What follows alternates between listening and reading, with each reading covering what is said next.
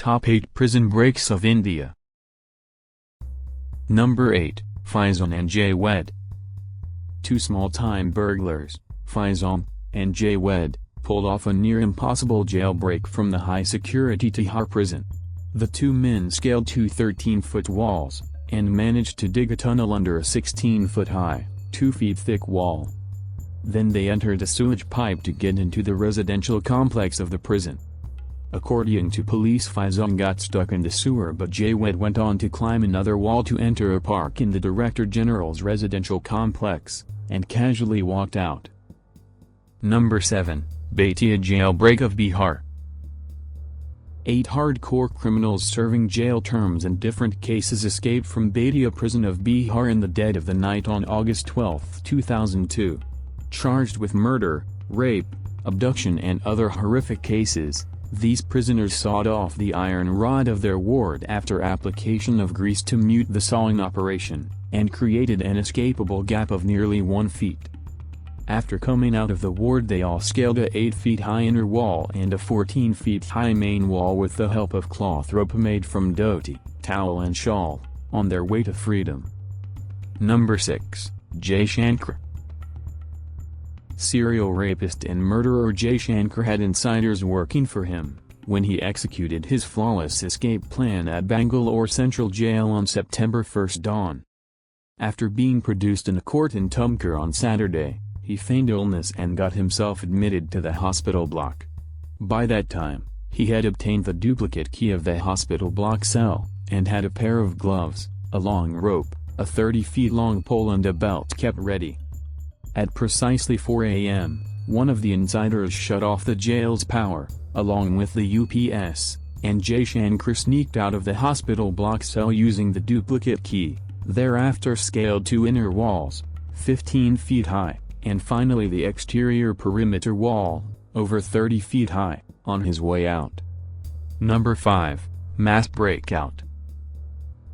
Army of young under-18 prisoners staged a mass breakout from an Indian young offender institution by tying bedsheets together and scaling the walls of the 3-story building.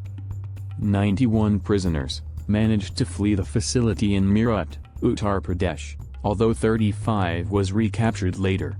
They removed an iron grill from a window at the back of the building while police were guarding the front. This was done so professionally that no one got a whiff. Those on the run included prisoners convicted of crimes such as murder, rape, theft and banditry. Number 4, Jagtar Singh Haara. Jagtar was one of the main conspirators of Punjab's Chief Minister Meerut Singh's assassination in 1995. He was a member of Babbar Khalsa International and was arrested by Punjab police in 1998. Jagtar was sent to Bareilly Jail of Punjab, where he first attempted to escape by digging a 35-feet-deep tunnel in the kitchen but was caught by jail officials. When he was shifted to Gurudwara Barrack of the same jail, he attempted twice by digging tunnels but in vain. Jagtar Singh then made a team of 4 prisoners including himself, Paramjit Singh, Devi Singh and Jagtar Singh Haara. They all dug an 8-feet-deep and 108-feet-long tunnel. The tunnel breached 2 security walls, and its opening was 10 meters away from nearest watchtower and 20 meters from the last security wall. On the night of January 21, 2004, all 4 crawled through the tunnel and scaled the last 12-feet-long security wall and escaped into darkness. Number 3, Sher Singh Rana. Sher Singh Rana was Bandit Queen Phoolan Devi's killer. He and his brother Vikram were serving their jail terms in the murder case in New Delhi's high-security Tihar jail. They both hatched a plan of jailbreak and called Sandeep Thakur, a resident of Roorkee, to assist them. Sandeep came to meet them in Tihar jail thrice disguising himself as the brother's lawyer and once as Rana's friend.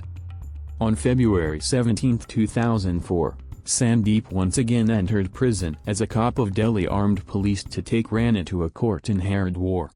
Sandeep made an impressive entry with forged documents and took away Rana after collecting 40 rupees as diet allowance.